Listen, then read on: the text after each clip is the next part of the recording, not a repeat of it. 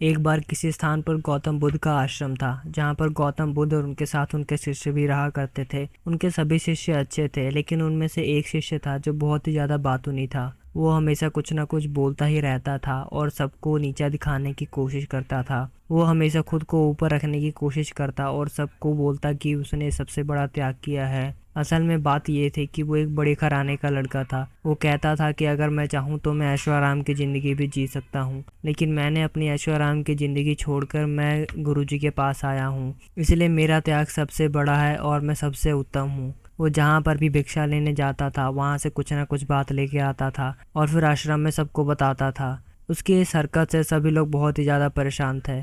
एक बार बुद्ध ने अपने सभी शिष्यों को बुलाया। गौतम बुद्ध ने अपने शिष्यों को कहा कि उन सबको 1 महीने के लिए कोई भी संकल्प लेना है और उससे अच्छे तरीके से पूरा करना है। अगर वो ये लोग कर लेते हैं तो वो लोग अपने आप को समझ जाएंगे, वो लोग खुद का अस्तित्व समझ जाएंगे। लेकिन अगर वो ऐसा नहीं कर पाए तो वो लोग वापस अपनी पुरानी जिंदगी में लौट सकते हैं। सबने अपनी क्षमता के हिसाब से अपने अपने संकल्प को लिया और निश्चय किया कि वो लोग इस संकल्प को नहीं तोड़ेंगे।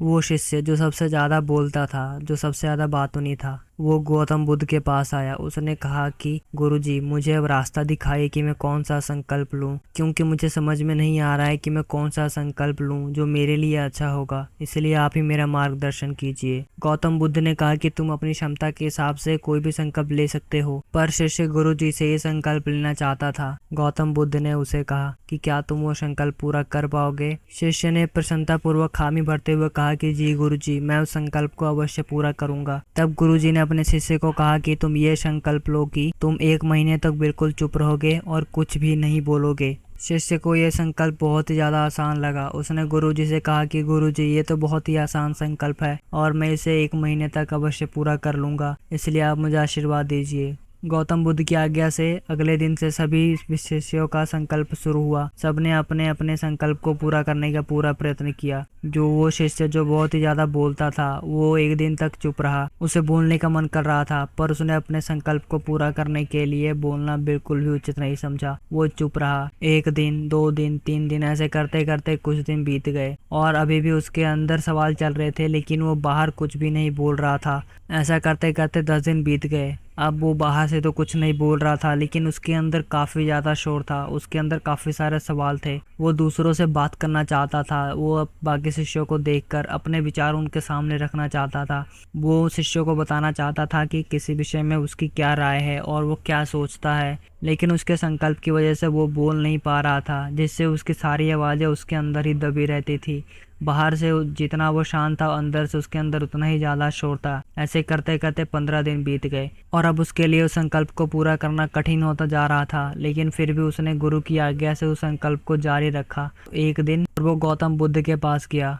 वो कुछ बोल नहीं सकता था, इसीलिए उसने गौतम बुद्ध को कुछ लिख कर दिया। उसने अपनी सारी परेशानियां उसमें लिखी थी। उसने बताया कि मैं बाहर से शांत हूँ, लेकिन अंदर से मेरे अंदर बहुत सारे शोर शराबा हो रहा है। मैं बोलना चाहता हूँ, लेकिन मैं बोल नहीं सकता क्योंकि मेरा संकल्प टूट जाएगा। गौतम बुद्ध ने उस शिष्य को कहा कि अगर तुम चाहो तो तुम अपना संकल्प तोड़ सकते हो, क्योंकि लगभग सभी विद्यार्थियों ने अपने संकल्प को तोड़ दिया है। तो अगर तुम चाहो तो तुम भी अपना संकल्प तोड़ के अपनी पुरानी जिंदगी में वापस आ सकते हो, लेकिन इससे तुम्हारा आत्मविश्वास कहीं ना कहीं डगमगा जाएगा। तुम्हारी संकल्प की भावना खत्म हो जाएगी। तुम कोई भी काम पूरा डट कर नहीं कर पाओगे। गौतम बुद्ध ने कहा कि अब ये तुम्हारे हाथ में है कि तुम अपने संकल्प को पूरा करना चाहते हो या फिर तुम अपनी बाकी साथियों की तरह इस संकल्प को तोड़कर पुरानी जिंदगी में वापस आना चाहते हो। गौतम बुद्ध की ये बात सुनकर उसने गौतम बुद्ध को ये बताया कि वो अपने संकल्प को पूरा करेगा और गुरुजी का आशीर्वाद लेके वो चला गया बाहर।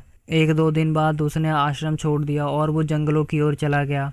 उसके साथ ही शिष्यों को कुछ भी समझ में नहीं आया कि उसने ऐसा क्यों किया। वो लोग उस शिष्य को ढूंढने लगे। जहां पर हो सकता था उन्होंने उस शिष्य को हर जगह ढूंढा, लेकिन वो कहीं पर भी नहीं मिला। कुछ दिनों बाद हार थक के उन सब ने मान लिया कि जंगली जानवरों ने उसे खा लिया होगा। ऐसे करते करते 1 महीना पूरा हो गया, 2 महीना पूरा हो गया और 3 महीने भी पूरे हो गए, लेकिन अभी तक उस शिष्य का कोई भी पता नहीं चला था। और अभी तक बाकी शिष्यों ने भी यही मान लिया था कि उसे जंगल में जंगली जानवरों ने खा लिया होगा। इसी चिंता में एक शिष्य गुरुजी के पास गया और उसने गौतम बुद्ध से पूछा कि गुरुजी, आपको क्या लगता है वो शिष्य कहाँ पर गया होगा? तब गौतम बुद्ध ने जवाब दिया कि हो सकता है कि उसे जंगली जानवरों ने मार दिया हो, लेकिन ये भी हो सकता है कि उसने अपने आप को पूर्ण तरीके से बदल दिया हो, उसने अपना संकल्प पूरा कर लिया हो और अब वो जानता हो कि वो क्या है। अब उसके पास उसका एक लक्ष्य है। इस बार वो जो बनेगा वो बिल्कुल ही पुराने वाले से अलग होगा। इतना सुनकर वो शिष्य गुरुजी को प्रणाम करके चला गया। 5 महीने बाद जो शिष्य बहुत ज़्यादा बोलता था वो वापस आया और इस बार वो बिल्कुल बदल चुका था। वो अपने साथी शिष्यों से मिला, उसने उनसे बात की, लेकिन इस बार उसके बात करने का तरीका बिल्कुल अलग था। उसके साथी शिष्यों ने भी ये महसूस किया कि इस बार उसके बात करने का तरीका बहुत ही ज़्यादा सहज है, बहुत ही ज़्यादा विनम्र है। वो किसी को नीचा नहीं दिखा रहा है, वो सिर्फ उन्हीं बातों को बोल रहा है जिन बातों का कोई मतलब है। अपने साथी शिष्यों से मिलने के बाद वो गुरु जी के पास गया। प्रणाम करने के बाद उसने सबसे पहला सवाल ये पूछा कि क्या मैं अभी भी मौन हूँ। तब गौतम बुद्ध ने उसे बताया कि हाँ, तुम अभी भी मौन हो। इतना सुनकर वो शिष्य अपने साथ हुई चीज़ों को बताना शुरू कर देता है। उसने बताया कि पहले तो कुछ दिन उससे बिल्कुल भी रुका नहीं जा रहा था और वो सब कुछ बोल देना चाहता था, अपनी भावनाओं को बताना चाहता था सब। लेकिन जंगल जाने के बाद उसके साथ सब कुछ बदल गया। वहाँ पर भी उसे कुछ दिन परेशानियाँ हुई, लेकिन धीरे धीरे सब कुछ बदलने लगा। वो अपने अंदर के शोर को कम होते हुए देख रहा था। पहले वो जब अकेले होता था तभी भी उसके अंदर बहुत ही ज़्यादा शोर होता था, लेकिन अब भीड़ में भी वो बिल्कुल शांत रहता है, कोई भी शोर शराबा नहीं है उसके अंदर। उसने गौतम बुद्ध को और आगे बताया कि उसने इससे पहले भी काफ़ी सारे शोर सुने हैं जो उसे पहले भी सुनाई देते थे, लेकिन वो उसे सही तरीके से सुन नहीं पाता था क्योंकि वो शोर उसके खुद के मन के शोर, बनावटी शोर की वजह से दब जाते थे।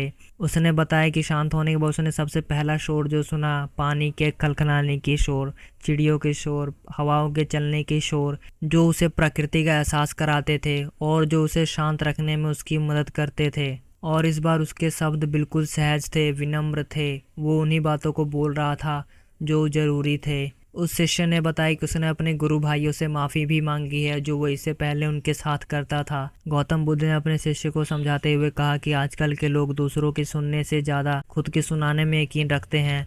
उन्हें सिर्फ अपनी बातों को साबित करना होता है। वो किसी भी तरह एक बातचीत की लड़ाई को जीतना चाहते हैं और वो बताना चाहते हैं कि उनके पास कितना ज्ञान है, जबकि ऐसा कुछ भी होता नहीं है। इन्हीं सब चीज़ों से दूर रहने के लिए भी ऋषि मुनि, साधु संत पहाड़ों पर चले जाते हैं या फिर जंगलों में चले जाते हैं, जहाँ पर वो एकांत में खुद के अंदर की आवाज़ को सुन सकते हैं, खुद के अंदर की शक्ति को पहचानते हैं, जहाँ उन्हें बाहर की दुनिया से कोई मतलब नहीं होता है। वो खुद पर पूरा ध्यान आकर्षित करते हैं, तभी उनकी बातों से तेज झलकता है। वो उन्हीं बातों को बोलते हैं जिनका कोई अर्थ होता है, जो शब्द जन कल्याण के लिए आवश्यक होते हैं। और अब वो शिष्य सारी बातों को अच्छे तरीके से समझ चुका था। इतना कहने के बाद वो गुरुजी को प्रणाम करके बाहर आ गया। उसने अपने गुरु भाइयों से दोबारा मुलाकात की और वो फिर से एक बार जंगल की ओर चला गया। गौतम बुद्ध ने बताया कि हमें अपनी शक्तियों को फालतू में बोलने में व्यर्थ नहीं करना चाहिए।